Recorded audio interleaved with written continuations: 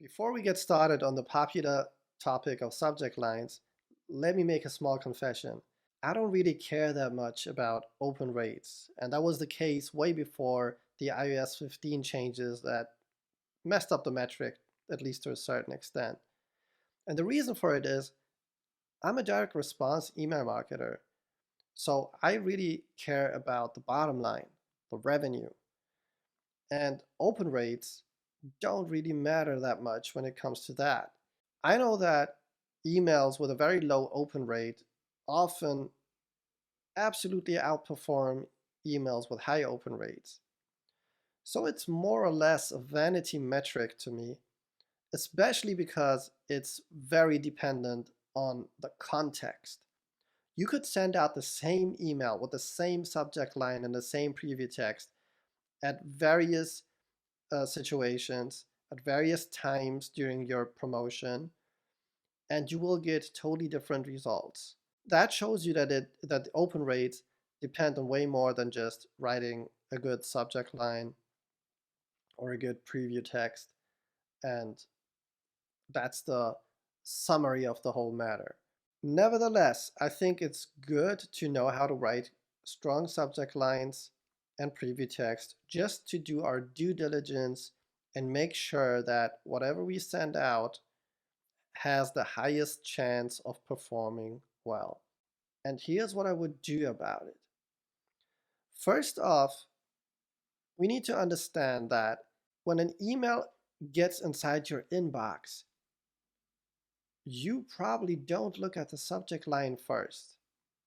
Test this yourself and watch yourself, observe yourself. Most likely you will take a look at the sender name or the from name first and see who has sent you that email. Is it somebody who's relevant, somebody you trust, somebody you like? Is it somebody who sends you entertaining emails or valuable insights that you don't want to miss? If that's the case, you then check out the subject line to see if it's interesting, if it's intriguing. And if it is, you open the email and read it. That's how it goes. So the job is clear. Become somebody who people consider to be relevant, somebody that people trust, like, and somebody where people are willing to read their emails and waiting, maybe even waiting for your emails because you entertain them, to educate them, and so on. Once that job is established, we move on to the subject line. There are four main types of subject lines. Let's take a look at each. The first one is a curiosity-based subject line. Here you want to tease the reader into opening your email to find out what the email is actually about. So for example, you could have a subject line like, kind of weird, but very profitable. Now, if your audience is a group of entrepreneurs or marketers, they will be very intrigued to open that email because you are speaking about something that is very profitable, but then also kind of weird. So they ask themselves, why is it weird? How is it weird? Is it too weird for me to test? Or is it actually perfect because it's so weird other people won't try, so it may be a great opportunity, and hey, it's very profitable. What is it? I need to open that email and find out. So you see how the curiosity-based type works. Now, the next type is the benefit-based subject line. The benefit-based subject line is very clear and direct. You state the benefit that people will get when opening your email. For instance, you could say, swipe these 10 email templates. Very clear cut. They open the email to get the templates, and you better deliver. If you don't, they will distrust you, dislike you, and you will burn your list very quickly. So if you promise something, the payoff has to happen immediately. The next type, the third one, is the proof or results based subject line. Here you could mention a case study in the subject line or a specific result. Maybe, I don't know, this guy makes 6 figures per month, or $234,520 of email revenue made in 3 weeks. Or um, single mom of two doubled her business with this method. Um, so these were some examples for proof and results. You could actually also add 523 uh, positive reviews, or a quote of one of your customers saying, brand name really changed my life. All of that works here. The last type is the scarcity or urgency subject line. Here, it's pretty straightforward.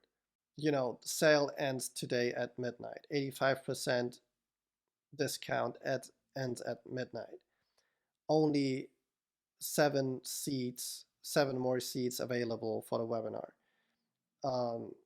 Webinar is about to get started. Or final notice, just hours left. You get the point. Create urgency or scarcity. Now, if you think about these 4 types, you can also combine them. I have seen especially the combination of benefit and curiosity work very well as benefit and urgency, scarcity, obviously. And what it also does is, if you don't combine them, you could use them for different angles. So let's say you send out an email and it really performs well, like it drives a lot of revenue, but a lot of people haven't even opened it. So now you want to resend the email. And then you can change the subject line type to just have a fresh angle when you send the email out again to only those people who haven't opened it yet or haven't clicked it yet. That's one way of doing that. And you could also do the same if you're doing a multi-email campaign. You could have one email where you have one angle and then you use a different subject line type in the second email and so on. Different subject line types appeal to different people. It's just a matter of personality.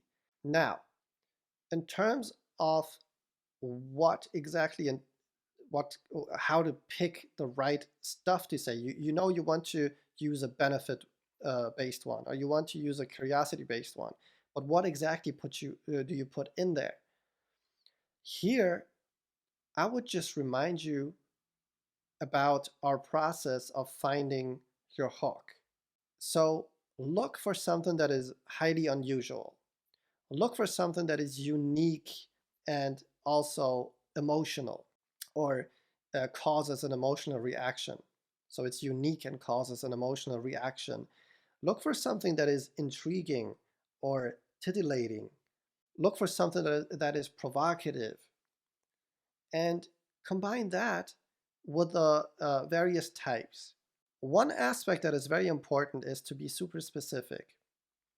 If you're using numbers in a proof type, in a proof-based subject line, be very specific because it's more trustable. People trust specificity more than if you just, say general stuff. The more specific you are with your adjectives, with your numbers, with your information, the more powerful your subject lines will become.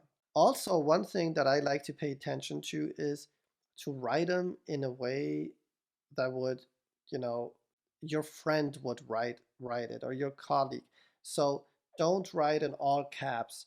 Don't start every single word with a capital letter, or any of those things that you may do when writing headlines on a billboard or something. Here you want to come across as natural. You don't want people to get their guard up against your sales pitch immediately. You don't want them to feel like it's a sales pitch just by looking at your subject line. They should, feel like that once you get to your pitch inside your email, so the very last part of the whole process. So with that in mind, keep it natural. And that's why I also like to break some of the best practices. So usually people say you should have like 35 to 45 characters, or maybe up to 7 words. And I don't believe in that. I don't do that. Sometimes I have very short subject lines, but I'm not afraid to write very long ones that will actually be cut off. It doesn't matter. It actually um, helps with the curiosity part. If, in the middle of the sentence, you just see a dot, dot, dot, that's totally fine. So that's something to keep in mind as well. And I would also really suggest, even though I will give you a few examples in the resources section, to not use subject line templates. And you find so many online if you Google them. You can look at them just to get some inspiration, but really try to write your own ones. You know your audience best, and you know what, you have done your research, you know what appeals to them. You have thought about the 6 human needs and how you could contribute to them for your customers, and you have uh, found your hooks for your campaigns.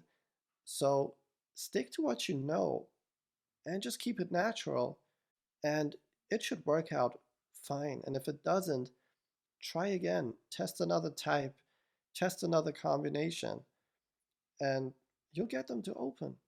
If you send out an email and nobody opens it, doesn't matter. Just resend it with a new subject line and a new preview text, and good things will happen.